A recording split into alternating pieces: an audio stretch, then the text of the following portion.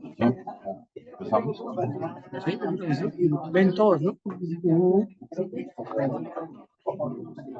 Voy a agradecerles nomás su presencia y explicarles un poquito de cuál es la dinámica de las unidades. Y, Ya, sí, perfecto. es veloz, Sí, nada más, un minuto. Ya, empezamos. Empezamos, ¿no? Los que van a presentar.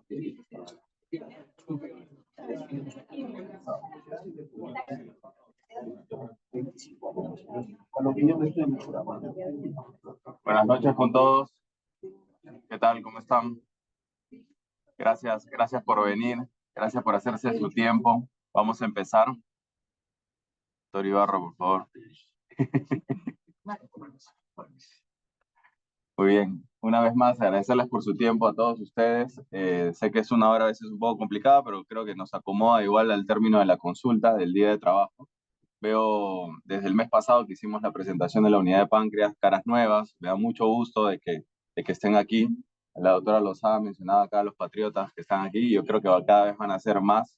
Es la idea. En esta clínica hemos tenido una bonita costumbre de reunirnos con estos motivos y posiblemente también con otros, pero siempre compartir es un buen ejemplo para todos. Eh, esta dinámica de generar unidades especializadas se ha venido trabajando desde el año pasado en la clínica y es más que todo una formalización del trabajo que se ha venido realizando durante todos estos años en nuestra institución.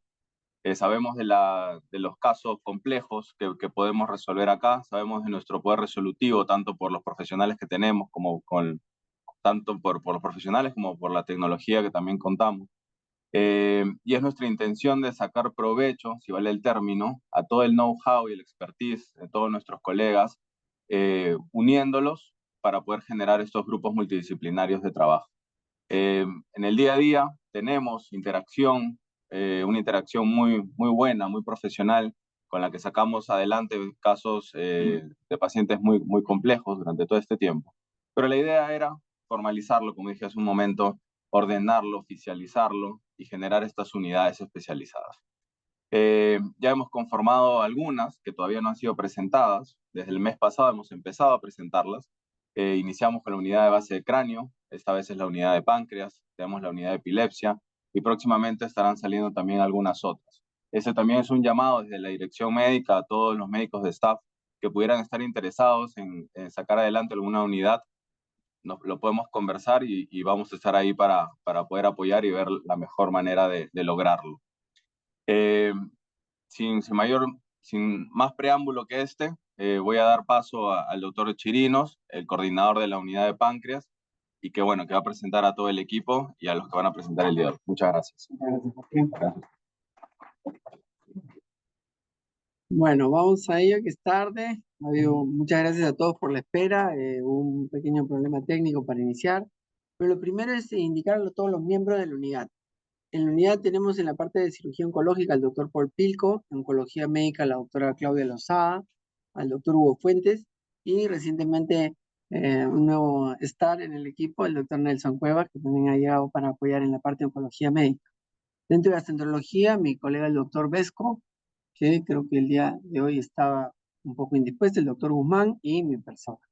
En radiología diagnóstica, el doctor Fred Fernández, que lamentablemente ha tenido un problema personal de último minuto que no lo ha permitido estar aquí. Y en radiología intervencionista, la doctora Sheila Alfaro. En patología, el doctor Armando La Rosa. Y en cuidados intensivos, el doctor Diego Castillo. Y en endocrinología, la doctora Viviana Ulloa. Entonces, estos miembros nos hemos reunido ya múltiples veces. Llevamos, como dice el doctor López, varios meses en actividad. Y para dar inicio, vamos a dar una pequeña introducción de cáncer de páncreas que lo va a hacer la doctora Claudia Lozada. No, vente, por favor, tienes que darlo. Acá te van a ver. Entiendo que la cámara está funcionando, ¿no? Sí, si te paras aquí, te van a ver todos. Adelante. ¿Cómo están? ¿Cómo les va? Buenas noches, queridos amigos y colegas. En realidad voy a hablar algo muy sencillo, es como lecciones aprendidas y es algo bien elemental, pero nunca está de más recordar algunos conceptos generales sobre lo que es esta patología. ¿Dónde paso?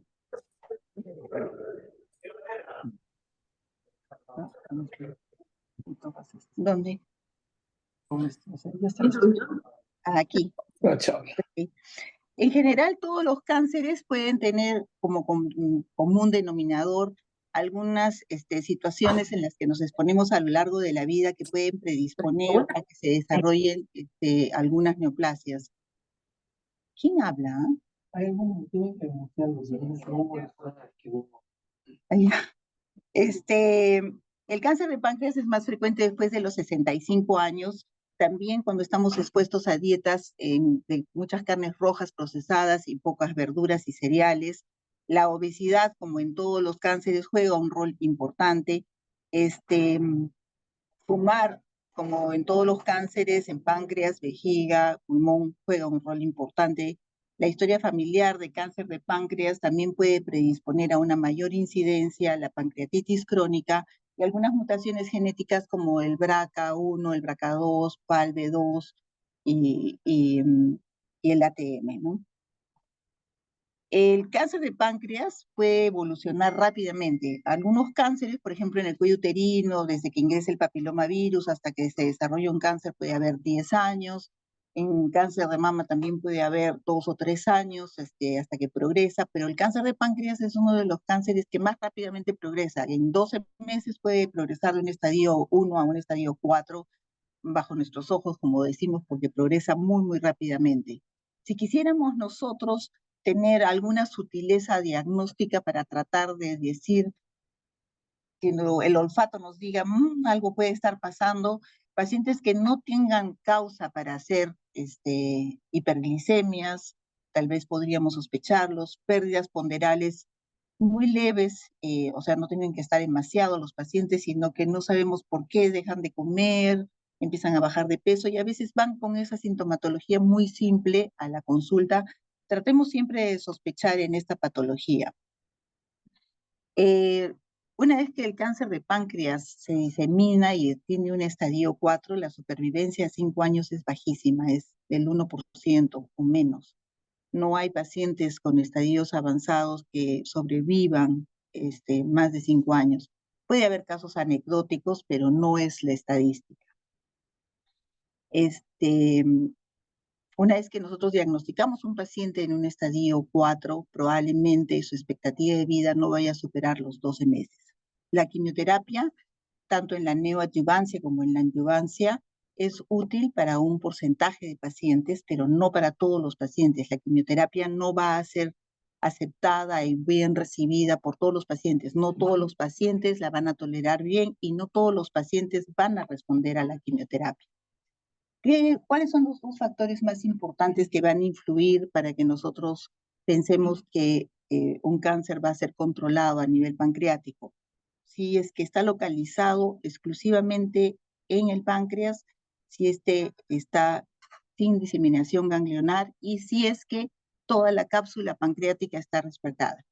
Si esto tenemos la suerte de encontrar un pequeño cáncer de páncreas, el pronóstico va a ser bueno, como en cualquier otra neoplasia. Pero si el tumor ya se diseminó a los ganglios o más allá de la cápsula pancreática, el pronóstico no va a ser bueno a pesar de todo lo que queramos hacer. Por lo tanto, el cáncer de páncreas podemos decir que rara vez es curable. Esa palabra que a los oncólogos nos cuesta decir, porque las neoplasias en general son difíciles de decir que son curables, ¿no? Y tienen una supervivencia de menos del 6%.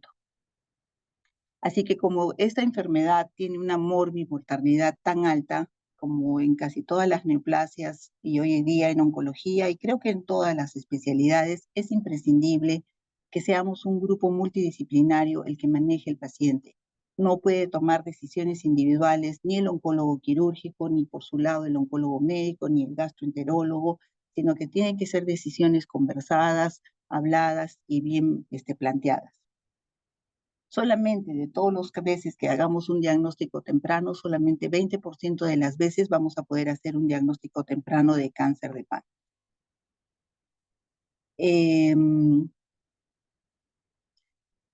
La sobrevida a 5 años de 30% de los pacientes van a ser en estos pacientes que les digo que son tumores menores de 2 centímetros localizados en el páncreas sin extensión más allá. La resección quirúrgica es el pilar más importante que le ofrece al paciente una posibilidad en esta enfermedad.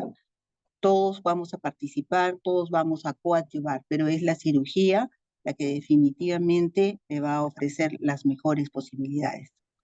Nosotros estamos teniendo algunos protocolos de quimio-radioterapia o quimioterapia neoadyuvante, con lo cual solamente el 10 o el 15% de estos pacientes van a hacerse quirúrgicos. No todos los pacientes que están en el límite de resecabilidad, en el borderline de ser operados y les intentamos de hacer un tratamiento, van a responder. Solamente 10 al 15% finalmente se van a hacer quirúrgicos. Y realmente no ha cambiado tanto la historia de la enfermedad, ¿no? De todos los regímenes que se han probado, FOLFIRINOX sigue siendo en este momento el régimen más usado y el que mejor responde. Pero como les digo, las tasas de supervivencia en esta curva, con quimio, radio o solamente con tratamiento quirúrgico, las tasas de sobrevida siguen siendo pobres e iguales. O sea, la quimioterapia sí es un buen coadyuvante, pero no ha cambiado mucho la sobrevida de los pacientes. Nuevos estudios están rápidamente cambiando esto. Tenemos muchas terapias target, tenemos inmunoterapia, tenemos nuevas drogas que se están utilizando, que sean dirigidas directamente con inhibidores PARP o contra inhibidores contra los BRCA. También existe ahora en la Universidad de Cincinnati un nuevo trabajo que están haciendo con una vacuna, con un RNA mensajero que va a liberar información al sistema inmune solo para que ataque células de cáncer de páncreas. Es lo más innovador que ha sacado, que está ahorita en efervescencia, pero todavía en pañales, pero es una esperanza.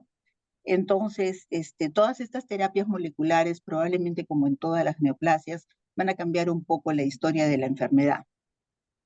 Y en estos pacientes, más que ninguna otra neoplasia, entran rápidamente a cuidados paliativos y son cuidados paliativos complejos, donde el equipo multidisciplinario vuelve a funcionar todo junto aún en el cuidado final del paciente, porque son pacientes que van a necesitar drenajes biliares, drenajes gástricos, drenajes de ascitis, alimentación enteral, alimentación parenteral, cuidado del dolor. Entonces sí vamos a necesitar de este equipo multidisciplinario para el manejo también del paciente terminal. Más o menos vamos a diagnosticar 60,000 casos de cáncer de páncreas en el 2024, de los cuales casi se distribuyen igual entre hombres y mujeres, y 50,000 de esos pacientes van a fallecer por cáncer de páncreas. Es una estadística súper alta. Son muy pocos los pacientes que van a sobrevivir más allá de los 12, 24 meses.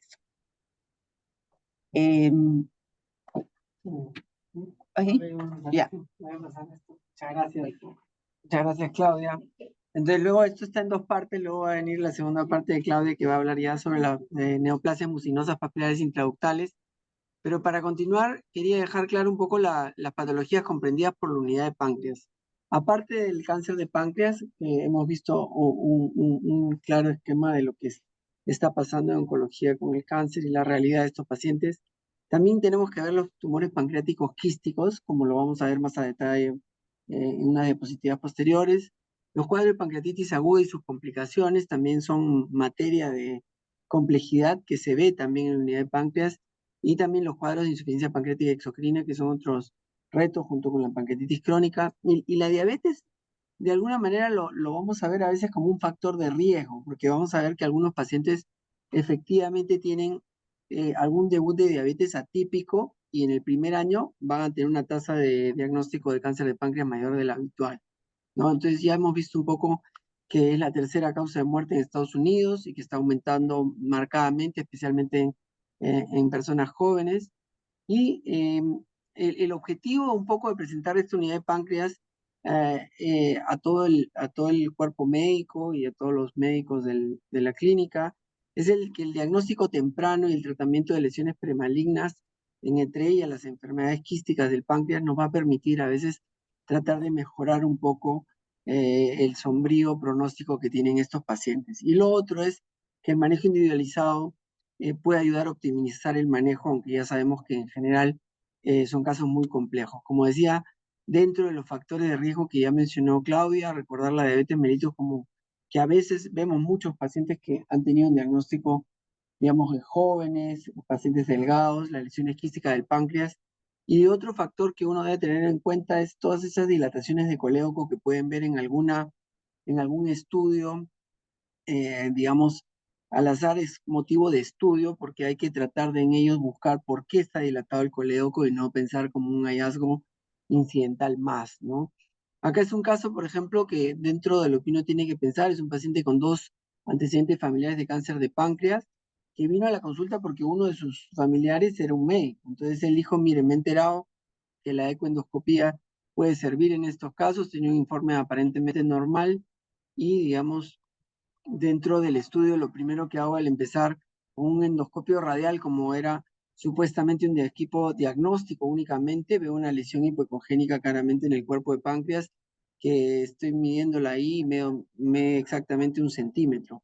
Entonces, esa es la capacidad de diagnóstico de la eco. Por la hora voy a parar, pero básicamente se diagnosticó ese tumor que medía 1 centímetro y, digamos, un poco esa es la idea, que si ven pacientes con más de 2 familiares o 2 familiares con cáncer de páncreas sean derivados, por ejemplo, a la unidad para que entren en estos protocolos de diagnóstico. Voy a seguir con Claudia nuevamente, le invito nuevamente a presentar la neoplasia papilar mucinosa intraductal. Por favor, adelante, Claudia. La idea de preparar esta pequeña charla de las neoplasias papilares mucinosas o IPNM, creo que es muy, muy importante porque no todos nosotros que tenemos esta población cautiva que viene a la clínica y que está interesada en su salud y que nos permite hacer exámenes de screening como ecografías que las mandamos a hacer a veces cotidianamente simplemente para hacer unos controles y tenemos que insistir, no está Ana Rosa, pero Ana Rosa es bien fastidiosa, ¿no? En medir su colédoco y en medir el Wilson y no veo el páncreas y está ahí en eso, pero esas cosas a veces pueden permitir, como dice el doctor Chirinos, si nos dicen el colédoco está un poquito ancho, escuchémoslos, hay que hacerle caso. Una cosa muy importante y que queremos que quede después de estar reunidos el día de hoy es que cuando encuentren alguna lesión quística casual, ya sea por una ecografía, por una tomografía, hasta en una tomografía de tórax, cuando bajan un poquito, a veces dicen quiste hepático, quiste pancreático, y a veces ahí queda, pero traten de derivarlo a la unidad.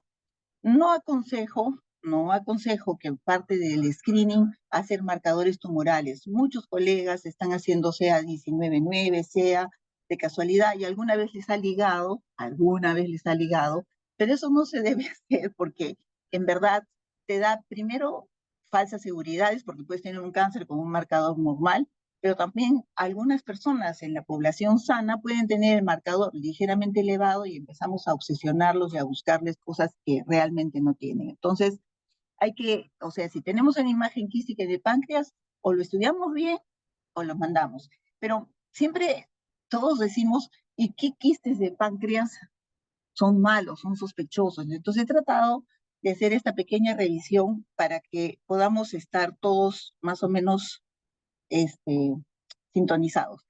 ¿Qué son estas neoplasias mucinosas intrapancreáticas? Son lesiones proliferativas de aspecto papilar, productoras de moco y dependientes del epitelio del conducto pancreático principal, es decir, del conducto de Wilson o de alguna de sus ramas accesorias.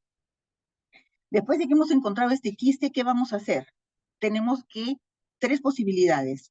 Este quiste está en el conducto principal, ojo, este quiste está en sus ramas laterales o es mixto, está tanto en el conducto principal como hay otros quistes en sus ramas laterales. Eso es lo más importante que tenemos que nosotros investigar.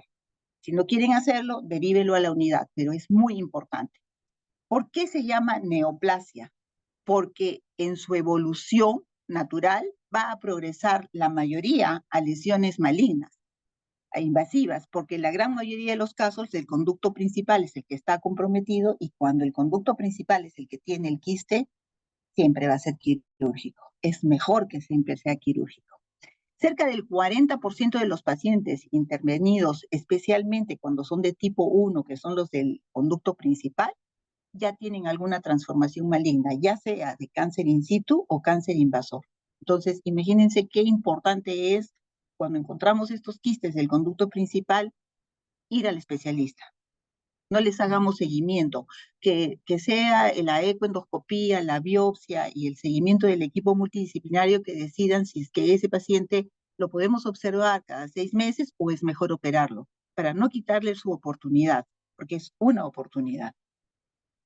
La secreción de este moco de la mucina en el conducto pancreático da lugar a esta dilatación quística, de ahí viene su nombre de neoplasia mucinosa, motivo por el cual se incluye dentro de los tumores quísticos que mencionó el doctor Chirinos, y estos tumores quísticos, o sea, los IPNM, son casi el 35% de todas las neoplasias quísticas del páncreas.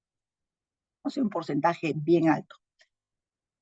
¿Cuándo vamos a hacer las resecciones quirúrgicas, sobre todo de estos quistes que son el grupo 1 y el grupo 2, conducto principal y conducto principal más ramas accesorias, ¿no? Cuando todos esos vamos a operarlos siempre.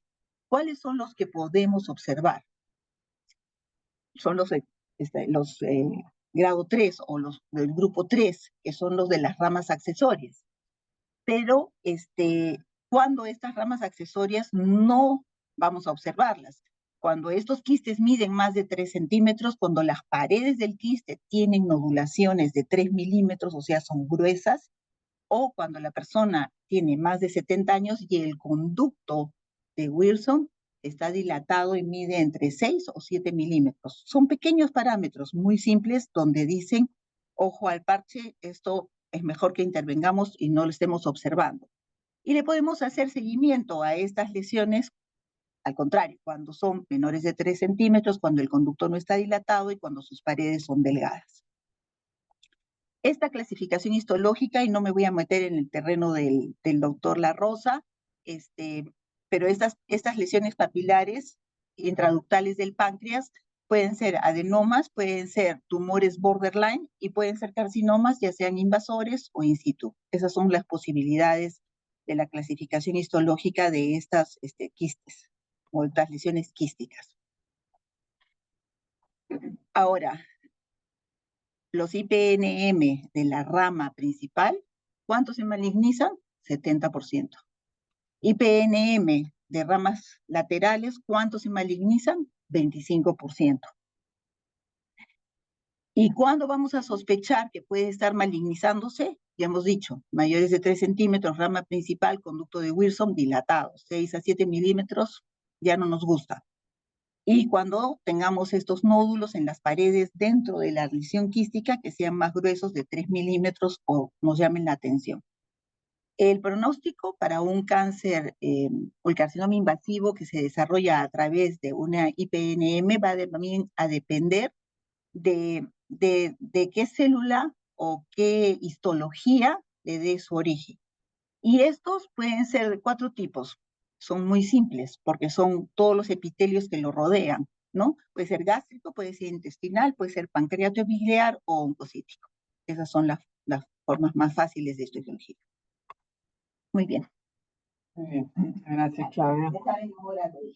Bueno, entonces la idea es que en principio este es un poco el flujo del paciente, para tenerlo más o menos claro. El paciente puede ser con algunos síntomas generales que acuden a diferentes consultas, ya sea de medicina interna, endocrinología, de cirugía también, por emergencias. Si ven alguno de estos síntomas, pues no, como ictericia, el dolor abdominal en banda que se va hacia la espalda, pérdida de peso, o cuadros de pancreatitis sin causa, también es otra parte importante para estudio.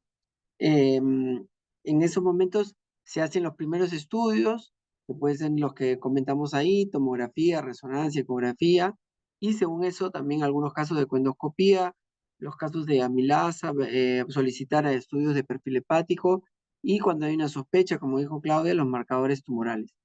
Según con estos resultados, la idea es que pase la derivación del paciente y en ese momento nosotros vamos a organizar una presentación en el equipo multidisciplinario y definir un poco cuál es el manejo, si es quirúrgico, quimioterapia no adyuvante, manejo paliativo, endoscopía. Y una vez que vemos esto, voy a pasar a darle el pase a la doctora Sheila Alfaro, que va a mencionar un poco lo que hace ella en todo el intervencionismo radiológico, especialmente en la parte pancreática. Sheila, adelante.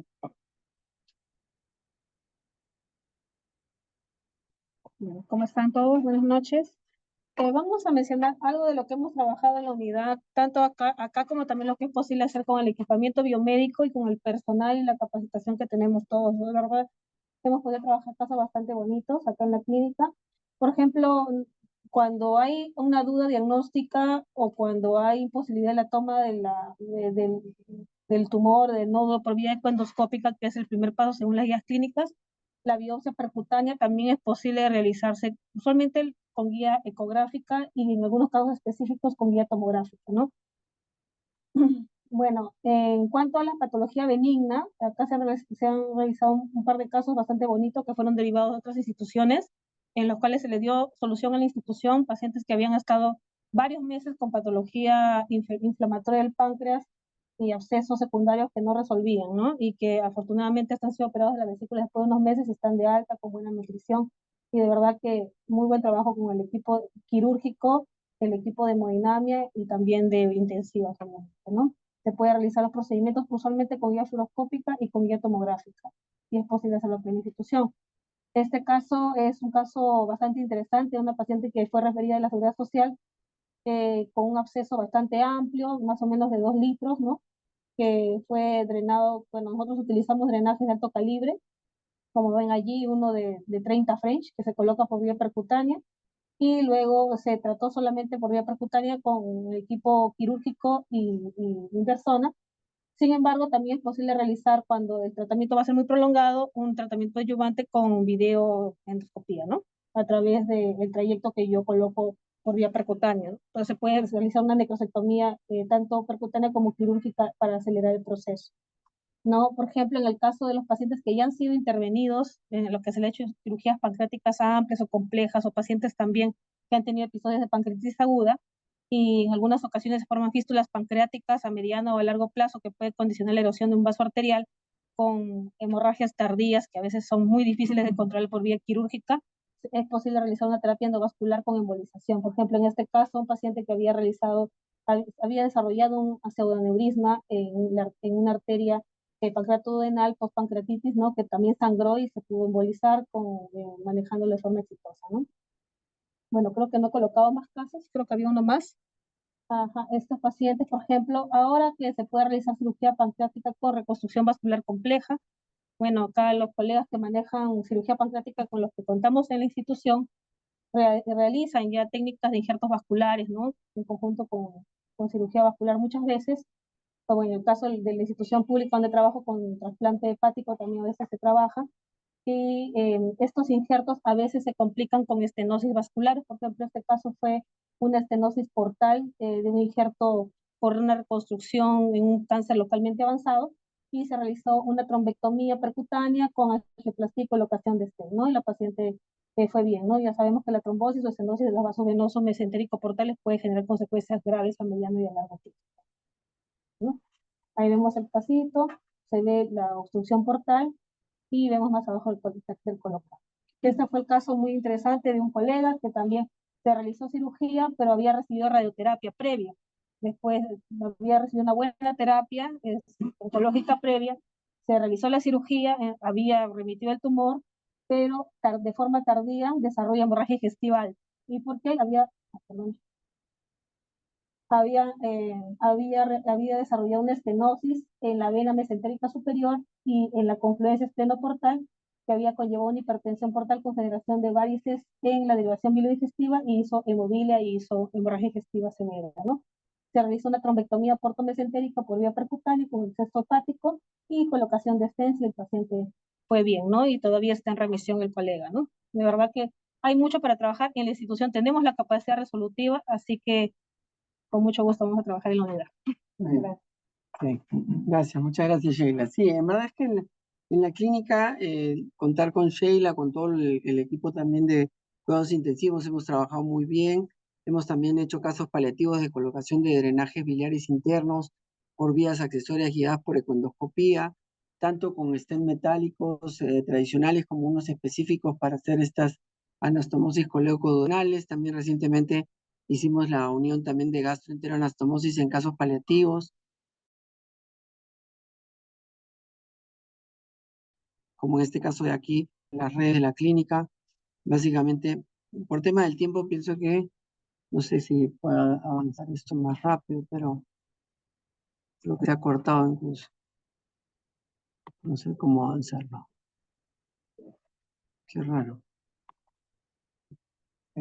Esto.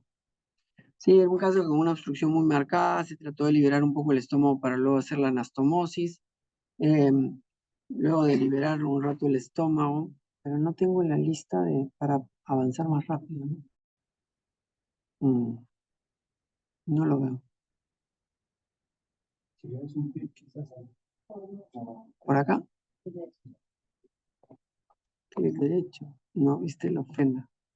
Bueno, básicamente esa es la estenosis, no se ve casi nada porque el cáncer está tapando todo. Se traspose con una guía fluoroscópica. Todos son estudios radiológicos y endoscópicos, ¿no? Se pasa una guía con ese catéter y después de la guía se pasa un catéter que va desde la boca, oro. En este caso lo estoy colocando bajo la guía fluoroscópica y después de la colocación del catéter oroyeyunal se hace una distensión del asa para poder estabilizar el asa y poder conectarla con el estómago, ¿no? Entonces ahí se está distendiendo el asa con el contraste y luego se ve en ecografía, se pone también peristálticos y eso permite, digamos, tener una ventana lo suficientemente amplia y segura como para hacer esta unión en tiempo real con este método mínimamente invasivo. También es importante que sea una distancia corta, como ven, menor de 1 centímetro desde el transductor a la asa anastomosada. Y también como ven que hay un Doppler en el cual no hay ningún vaso sanguíneo interpuesto entre ambos. Entonces luego se punza directamente con un stent que viene ya precargado y que tiene un sistema de cauterización en el introductor y entonces luego se desenvaina el stent y esto permite la apertura de esa copa, que es una copa que aposiciona tejidos y permite por tal motivo dejar anastomosado, en este caso el intestino, con la segunda copa que voy a liberar ahí a nivel de la cavidad gástrica, ¿no? Entonces, bajo visión gástrica directa, se abre y se comunica el estómago con el intestino. Entonces, para manejo paliativo, como decía Claudia, también es importante estas discusiones y poder ver cómo se puede hacer, ¿no? Entonces, ahí queda finalmente junto, ¿no? Ya pasando a discutir 2 casos que hemos tenido recientemente este mes, voy a presentar 2 casos seguidos para luego dar la palabra al resto de la unidad. El primer caso es un paciente de 79 años que debuta con 3 meses de dolor cólico postprandial asociados posteriormente a vómitos biliosos, había perdido 8 kilos de peso y justamente era un caso de una diabetes en una mujer ya no joven, pero una mujer bien delgada, ¿no? Y que no tenía mucho antecedente familiar digamos, de diabetes. Y tenía un abdomen marcadamente distendido y se encontraba lo que llaman la sucusión gástrica, o sea, se sentía el estómago básicamente lleno de contenido, ¿no? Tenía anemia, tenía un marcador tumoral como momentan normal, no hay ninguna seguridad, ¿no? Entonces se hospitaliza para colocación de sonda y completar estudios, porque este paciente lo vi en consulta. Luego vamos a ver ya las imágenes.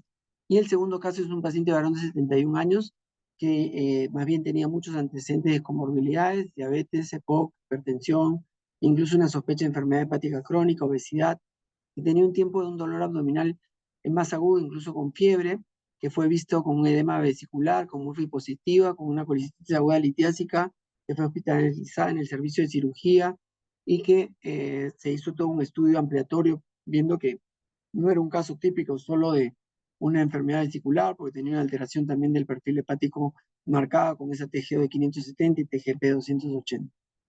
Entonces estos estudios fueron hechos y normalmente hubiera pasado el pase ahorita para que presente ante ustedes el doctor Fred Fernández, que la verdad es que nos apoya mucho en la discusión de las imágenes, pero lamentablemente él ha tenido un tema de un familiar muy cercano enfermo, por eso no está aquí en este momento. Entonces voy a mostrarles cómo en el caso 1 había una tumoración sólida en la cabeza del páncreas, que podemos ver ahí la dilatación del ducto marcado, ¿no? Como hay una atrofia del ducto bien marcado. Acá yo veo mi cursor, pero ahí no lo veo, ¿no? Les quería mostrar, no sé si tienen algún cursor, no, por ahí. Un puntero. Acá, ¿no? Acá puntero, ¿no? Sí, hay puntero. Ahí lo ven, ¿sí, no? Entonces acá, mira, acá se ve la atrofia marcadísima del ducto, ¿no? Con una hipotrofia marcadísima de la cola. También en la flecha amarilla pueden ver cómo se envuelve la arteria gástrica y la pancreatoduodenal, ¿no? Y la hepática común. Entonces, este paciente tenía una afectación de las venas, pero realmente tenía otro problema más, aparte de la afectación, digamos, de algunas estructuras vasculares, y tenía la parte de la porta bastante bien, que es la que se ve aquí, y la arteria mesentérica también bastante bien, ¿no? Había algunas afectaciones alrededor de los linfáticos, y había un compromiso de la segunda porción duodenal, que era lo que me hacía esa marcada dilatación gástrica, y, digamos, fue lo que hizo que conllevara al tratamiento quirúrgico directamente, porque era un paciente que, digamos, no podía alimentarse en lo absoluto, ¿no? Entonces, tenía intolerancia oral y obstrucción a la salida gástrica, y por eso fue con tratamiento quirúrgico, como después el doctor Pilco nos mostrará cómo lo trató. En el caso 2, este fue un caso donde también se ve alguna lesión neoformativa hipovascular en toda esta zona de aquí, ¿no? Y también se ve la dilatación del ducto pancreático. Por eso lo que comentaba Claudia de la ecografía tan importante, ¿no? Cuando una ecografía, yo pienso que es importante tratar de que dé un dato del ducto pancreático, y si no lo da, a veces claramente no va a servir como un tipo de chequeo pancreático, porque eso es un signo ominoso de enfermedad, ¿no? Acá vemos cómo el tumor envuelve casi en 180 grados la vena mesentérica superior, y también vemos aquí la arteria hepática y en la lesión tumoral en la cabeza del páncreas muy cerca de ella, ¿no? Entonces, hay algunos datos, por ejemplo, aquí que la arteria mesentérica superior sí está bien, que es esta aquí que ven aquí, que también la ven por aquí, o sea, el tumor está más arriba de la lesión, ¿no? Acá vemos que la vena porta también está completamente respetada, y la lesión tumoral en la cabeza del páncreas, y la mesentérica superior que está comprometida, como ven aquí, que llega hasta el tumor y que completamente es abrazada, ¿no? También se ven algunos ganglios sospechosos. Claramente estoy seguro que Fred hubiera hecho una mejor presentación, pero eso es lo que he podido presentarles. Y sin más, ese paciente efectivamente fue hacia una ecoendoscopía diagnóstica para tratar de ver, de hacer la decisión que fue tomada dentro de la unidad. Se hizo una discusión clínica para ver qué decisión tomar, y la decisión era un poco de neoadyuvancia, y cuando uno hace quimioterapia directa, normalmente vamos a hacer una biopsia previa. Ahí lo que ven es la dilatación del ducto, que se veía bien marcado en la parte que me mencionaba. Desde la ventana gástrica se ve mucho la atrofia, esa que comentábamos, con la dilatación del ducto. Acá al centro, la parte hipocogénica es el ducto pancreático y la cola, que es esta imagen que está aquí, que se ve completamente, digamos, de pequeño tamaño comparado con el volumen habitual del páncreas, y con una dilatación del ducto muy marcado. Como ven, no capta el Doppler, ¿no? Entonces se procede a hacer la punción, que ahora mejoró, digamos. Yo empecé esto hace 12 años aquí, cuando habían unas agujas que no mandaban tejido. Ahorita, hoy por hoy, sí estamos obteniendo, digamos, directamente un poco de tejido, como ven aquí. O sea, eso que ven aquí son pequeños pedazos de tejido que nos permiten un poco hacer incluso inmunistoquímica en los diagnósticos. Y ahora sí paso a darle la palabra al doctor Paul Pilco. Muchas gracias. Bueno, muchas gracias. Para mí es un honor estar aquí con todos ustedes, volviéndonos a ver. Y correré un poquito para estar en el tiempo. El cáncer de páncreas, nosotros desde el punto de vista quirúrgico, específicamente lo vamos a poner en el trabajo diagnóstico. El trabajo diagnóstico empieza principalmente con imágenes. Y tenemos que tener un buen estudio por imágenes y felizmente el doctor Fernández nos ayuda mucho en definir la característica del tumor, la localización y sobre todo evaluar si estos tumores, como ya presentaron, si son resecables, si son localmente avanzados o si son metastásicos. Lamentablemente, la mayoría de los casos de cáncer de páncreas en su debut son más del 50% metastásicos y por lo tanto el tratamiento pasa a ser un tratamiento con quimioterapia y muchos de ellos paliativa, ¿no? Que es lo que busca. Y en los localmente avanzados, la mayoría de ellos no son posible hacer una resección de inicio con márgenes libres o no se puede hacer incluso la reconstrucción porque el principio de localmente avanzado implica que hay un compromiso de las arterias. Es un principio anatómico que en la siguiente diapositiva le voy a mostrar cómo se define cada uno. El compromiso de la arteria hepática, del tronco celíaco, de la arteria mesentérica superior principalmente. Y en las lesiones resecables, que pueden ser los que están solamente localizados o los que están en el límite de la resección o los borderline, que lamentablemente solo son el 20%, y que estos pacientes hay que evaluarlos individualmente. Por ejemplo, si hay una lesión localizada que produce ictericia, pero es una lesión resecable, no es imprescindible una biopsia pre-tratamiento. Podemos ir a cirugía directa, pero hay que evaluar clínicamente al paciente con todos estos criterios de imágenes, de laboratorio y sobre todo evaluar los riesgos. Cuando hablamos de riesgo, hay de bajo y de alto riesgo. Y los factores de riesgo importantes para que haya una enfermedad metastásica subclínica, sin ver, es una lesión resecable, pero es una lesión resecable de alto riesgo, implica que el paciente tenga un marcador tumoral muy alto y consideran el nivel de base más de 500 unidades. Entonces hay pacientes como el que presentó en el caso 2 que tenía 3.000 unidades de inicio. Por lo tanto, no es necesario, naturalmente, que hacer la disquisición que puede haber un cuadro ictérico obstructivo que puede condicionar a elevación del marcador tumoral, pero no tan alto. Otro de los criterios son los tumores que miden más de 2 centímetros, de 3, 4 centímetros, porque también, sin duda, estamos considerando que la enfermedad, el cáncer de páncreas es una enfermedad sistémica y por lo tanto estos factores del tamaño tumoral también pueden indicar un mal pronóstico para el paciente o de alto riesgo. Otro es la presencia de ganglios regionales. La presencia de ganglios regionales también traduce lo mismo, el dolor intenso del paciente, la baja de peso, más de 10% en los últimos meses. Y naturalmente, para todo tratamiento, tanto sea quirúrgico como para el tratamiento oncológico clínico o con quimioterapia, es el estado general del paciente, el ICO o el SUBRO, lo que podamos utilizar. Entonces, si estos pacientes son localmente resecables, están localizados, podemos ir a cirugía directa y de acuerdo al resultado, casi todos van a tratamiento complementario, porque lamentablemente muchos de los casos, incluso que son resecables por tomografía, pueden llegar hasta cerca del 50% de tener márgenes comprometidos. O, de acuerdo a la clasificación de patología que habla, la nueva que habla que es un margen menor de 1 milímetro, podría ser comprometido. Es difícil esa interpretación de asumirla completamente porque la localización anatómica de los tumores, ya sea en el proceso succinado o en la cabeza, están muy contiguos a los vasos, tanto como los vasos portales, como la mesentérica o como las arterias. Y a veces puede ayudar las biopsias de congelación. Sin embargo, los mecanismos de corte y sección dejan esos márgenes un poco necróticos y son difíciles de interpretar.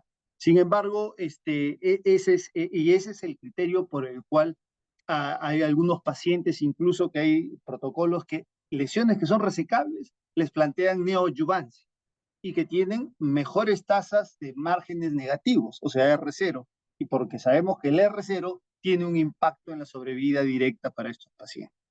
Entonces, ese es el algoritmo de manejo de los tumores resecables y en los tumores borderline, que son las lesiones que ya están en contacto con la vena mesentérica, con la vena porta, pero libres todavía en las arterias y que incluso en algunos centros más agresivos pueden ir a cirugías con resecciones vasculares y reconstrucciones que demuestran una sobrevida muy similar al que no la tiene.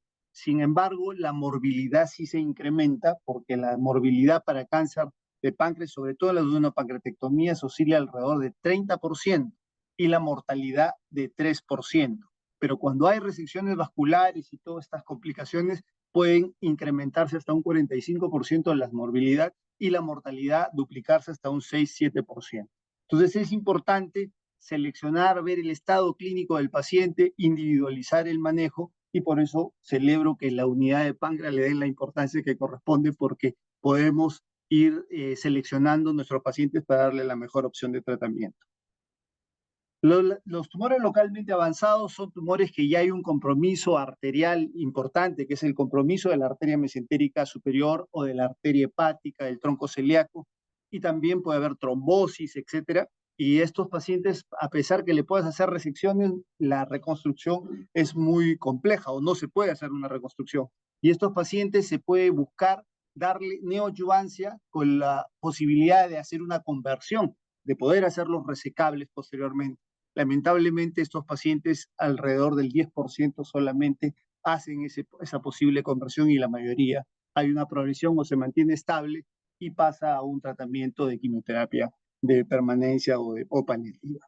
Y bueno, y la enfermedad metastásica que sabemos ya que todo no hay un chance curativo y que todo pasa a ser paliativo, sin duda los estudios genéticos y la sensibilidad a las nuevas drogas han ofrecido mejores tasas de respuesta y prolongar un poquito el tiempo, la sobrevida, pero con enfermedad activa.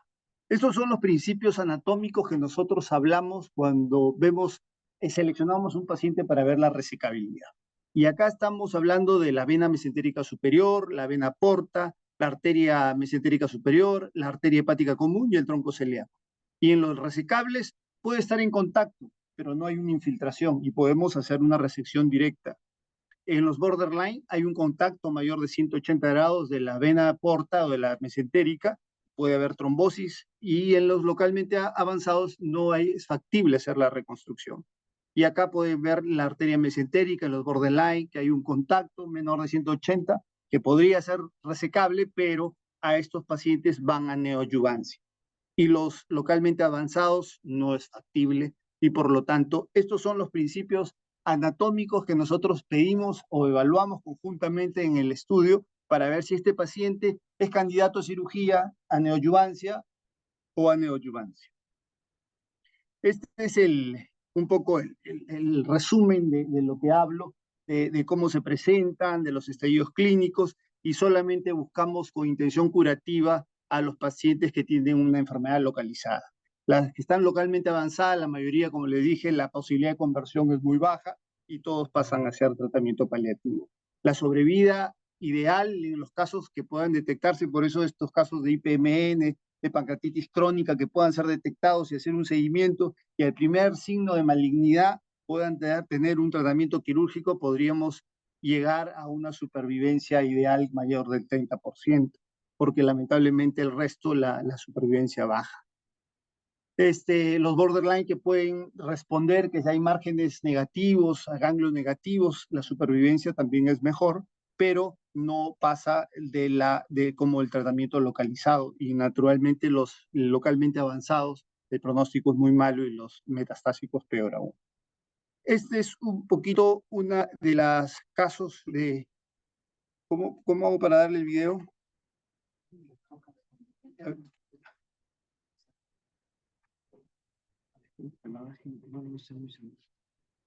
Vamos a poner como... Vamos a poner esto.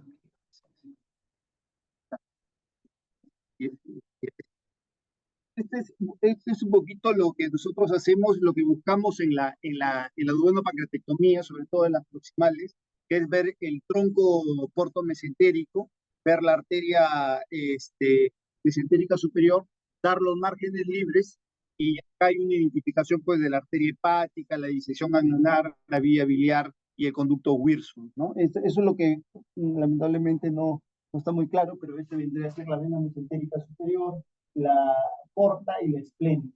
Este es el páncreas que está levantado, el conducto Wirsung que está con un catéter, porque hacemos después una reconstrucción ducto mucosa y la vía biliar. Eso es lo que se traduce tanto en la imagen radiológica como en el acto quirúrgico. Y la reconstrucción, hacemos la reconstrucción ducto-mucosa, que es con el yeyuno en una sola asa, y algunas veces preservamos el píloro, otras veces con gastrectomía distal, por de acuerdo a la infiltración duodenal que haya o no. Después se hace la anastomosis biliopancreática, bilioyeyunal y la gastroentera. Y eso es en la reconstrucción de ducto mucosa en una sola asa, se le pone una sonda nasoyeyunal y se evalúa. La mayoría de los casos también, por supuesto, está descrito el 30% de complicaciones.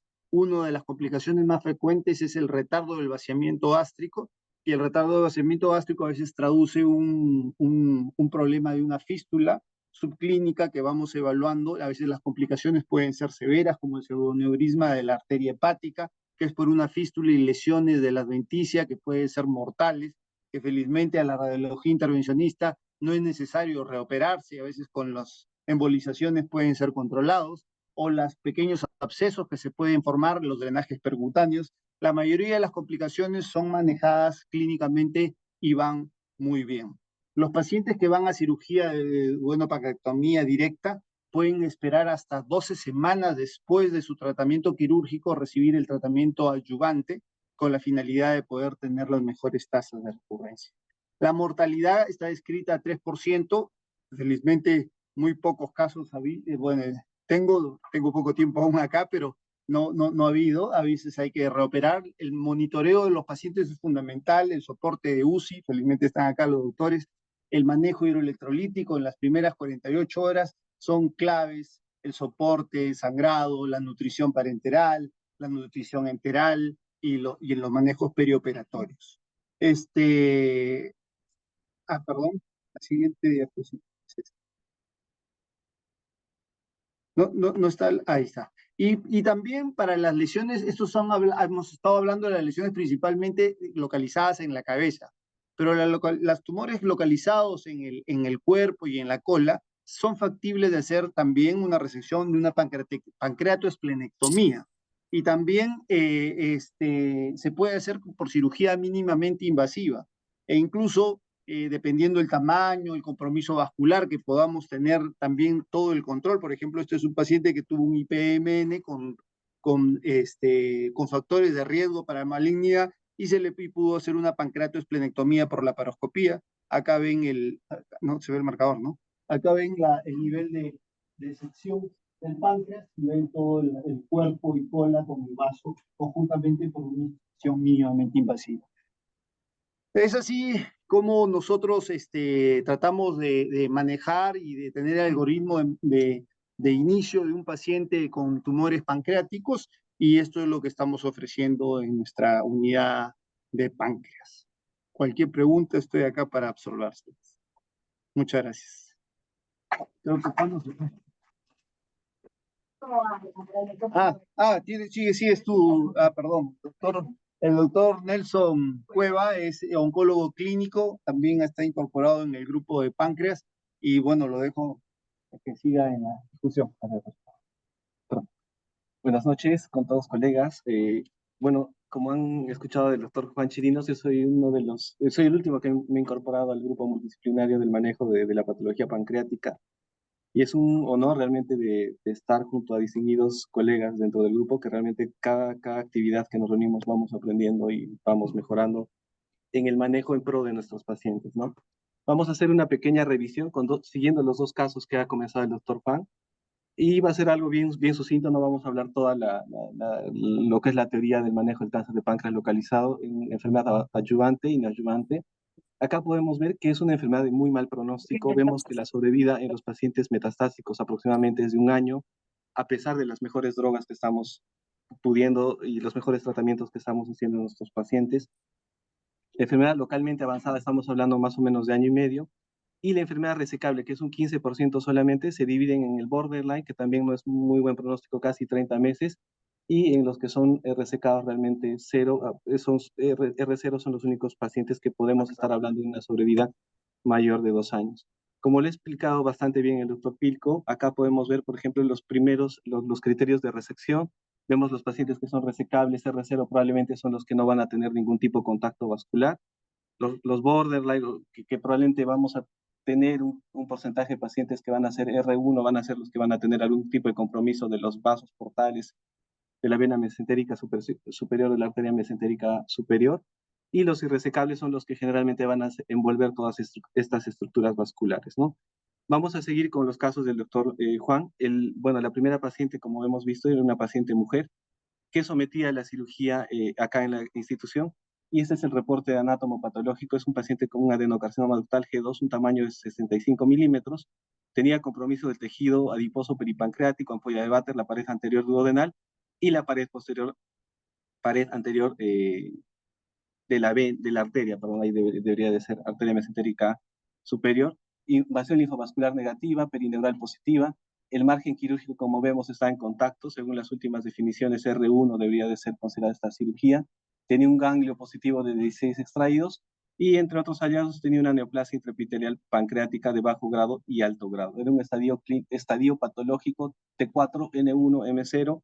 Tenía tomografías previa a la cirugía que no tenía enfermedad metastásica a distancia. Entonces, ¿cuál es el pronóstico de esta paciente? ¿No? La paciente se nos acerca y nos dice: doctor, yo me he curado, probablemente estoy curada, me han hecho una operación grande, pero nosotros tenemos que saber explicarle con gráficos cuál es su riesgo de recurrencia, cuál es su expectativa de vida. Acá vemos en el gráfico de la izquierda para ustedes que la expectativa aproximadamente de los pacientes que tienen un tamaño tumoral más de 2 centímetros llega aproximadamente solo a 30%, a pesar de que no hubiera tenido ganglios positivos. Y si vemos un paciente en el otro cuadro, si un paciente que tiene ganglios positivos en la pieza operatoria, solamente su expectativa de vida a 5 años es un 10%. Entonces, como sabemos, a pesar de que ha sido una muy buena cirugía, esta expectativa de vida, de acuerdo a los factores pronósticos, es ominosa, ¿no? Vamos a hablar rápidamente de los principales estudios de adyuvancia. Como sabemos, la adyuvancia comenzó con monoterapia, gencitabina, capecitabina, 5-fluoracilo, y rondaba aproximadamente dentro de los 20 meses de sobrevida global cuando nosotros dábamos una terapia adyuvante. Y poco a poco hemos querido mejorar este tipo de meses de sobrevida, y son 2 estudios principales pivotales: el SPAC4, que daba una dupleta, capecitabina con gencitabina, y el otro es el estudio del PRODIGE 24, en el que dábamos el FOLFIRINOX, como se ha repetido varias veces, es el esquema de elección, casi en neoadyuvancia y adyuvancia, y en primera línea. En el SPAC4, a pesar de dar 2 drogas, si vemos, por ejemplo, la sobrevida global a 43 meses, que es lo que hicieron el último reporte, 30.2 meses versus 27.9 meses comparada con la gencitabina. Se avanza, estadísticamente significativo, pero no es suficiente. Y si vemos en el estudio PRODIGE con el FOLFIRINOX, que es el esquema más intenso, pero hay que seleccionar muy bien al paciente que pueda resistir este esquema, vemos su sobrevida media es 54 meses versus 36 meses con la gencitabina. Con esto hemos mejorado, pero también tenemos que poner en una balanza lo que es la tolerancia del mismo tratamiento. Acá podemos ver la guía del ESMO del año 2023, ya pues solo la última parte de la enfermedad resecada. Todos los pacientes que han ido a cirugía, casi todos, como dijo el doctor Paul Pico, tienen que ir a quimioterapia adyuvante. Tenemos que saber escoger FOLFIRINOX para los pacientes que tienen un buen estatus performance, gencitabina, nab-paclitaxel probablemente para algunos pacientes que tengan un estatus performance, quizás un ECOG 2, y para los pacientes que están un poco más paliativos, solamente gencitabina probablemente, ¿no? El segundo caso es el paciente que vino con dolor, que es el paciente que comentó el doctor Chirinos. Es un paciente que tenía EPOC, hipertensión, cirrosis hepática, neuropatía. El motivo de ingreso fue el dolor, el marcador tumoral era bastante elevado, tenía la tomografía, ya no puse los gráficos porque lo explicó el doctor Chirinos, un tumor de 32 por 24 milímetros, tenía unos ganglios locorregionales, se hizo la ultrasonografía endoscópica que se confirmó el adenocarcinoma.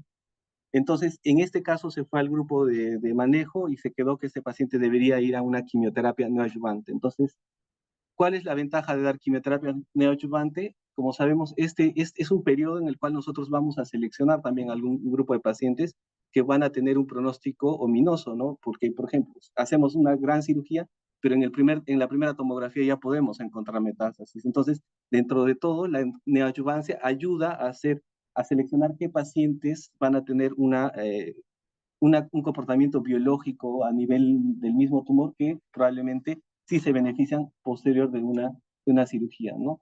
También nosotros con la neoadyuvancia tratamos la enfermedad micrometastásica y hacemos una esterilización de márgenes quirúrgicos evitando la recaída, ¿no? Cuando un paciente es operado, lo que queremos ver siempre es el R0, ¿no? Ese es nuestro principal objetivo, que para decir que realmente este paciente va a tener una mayor sobrevida, ¿no? ¿Y qué pasa también? ¿Cuál es la ventaja de la quimioterapia en adyuvante? Cuando hacemos adyuvancia, o sea, es la quimioterapia después de la cirugía, solamente hasta un 25% de los pacientes van a terminar el tratamiento. Y si no terminan el tratamiento, también juega un factor pronóstico para nuestros pacientes, ¿eh? Y tampoco nos expone a un grupo de pacientes a una cirugía innecesaria. Como sabemos, los pacientes localmente avanzados son los que van a responder mejor a la neoadyuvancia. Se dice que cuando damos neoadyuvancia, generalmente vamos a igualar la sobrevida de nuestros pacientes que eran resecables de un inicio. Y como ha mostrado también el doctor Pilco, actualmente estamos tratando de seleccionar también un grupo de pacientes resecables de inicio que podemos dar un tipo de terapia neoadyuvante y mejorar aún los resultados, mejorar la sobrevida de nuestros pacientes, ¿no? La quimioterapia neoadyuvante no aumenta la morbilidad quirúrgica, no vamos a aumentar la tasa de complicaciones quirúrgicas si es que damos quimioterapia antes. Se recomienda que el tratamiento neoadyuvante sea 6 meses, ya puede ser 3 meses, cirugía 3 meses, 6 meses antes, pero el paciente va a vivir más y hay estudios que confirman que con 6 meses de quimioterapia perioperatoria va a tener mejores resultados en sus pacientes.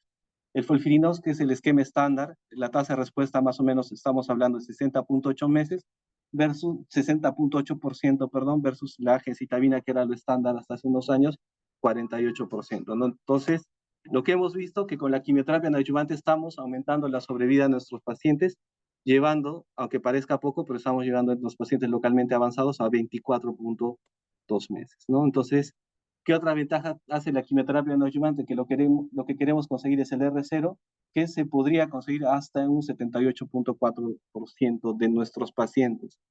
Lo que sí, lo que va en contra es los efectos adversos grado 3, grado 4, que son los que los pacientes probablemente van a tener algún tipo de manejo, ya sea hospitalario o ambulatorio, pero va a tener que manejarse. Es la neutropenia, un 19%, plaquetopenia, 6% aproximadamente, fatiga 11%, vómitos 8% y diarreas en un 8.2%. Este es el algoritmo igual del ESMO, ya vimos la parte resecable, vemos la otra parte borderline y localmente avanzado. El concepto es el paciente, si tiene un buen status performance, a FOLFIRINOX, se evalúa después con el grupo multidisciplinario nuevamente, si es resecable, se tiene que ir a la cirugía siempre este paciente, ¿no? Entonces, nuestra misión en la neoadyuvancia en un paciente borderline o localmente avanzado es que pueda llegar a la cirugía finalmente. Y entonces, como acá dice Helen Keller, solos podemos hacer poco, pero juntos podemos hacer mucho, y creo que en ese camino estamos. Gracias.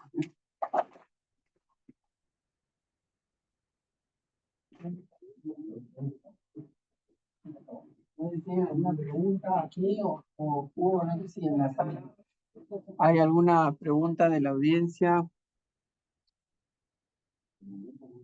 Y aquí en la sala alguien, vamos a prender la luz, creo que es. Ahí acá.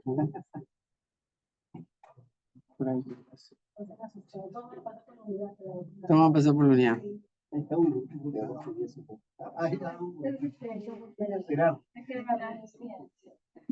Bueno, si no hay preguntas, damos por concluida la sesión. Muchas gracias por haberse quedado hasta tan tarde y la paciencia. No, no hay, dicen que no hay. El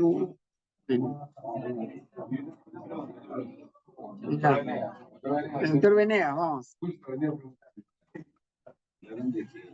borde compactivo o el contacto culturado un milímetro. Sí. El escenario de nosotros culturamos 3 milímetros, pero dado que ustedes utilizan herramientas de calor para la ¿cómo pueden considerar en realidad? Primero, porque con muchas técnicas que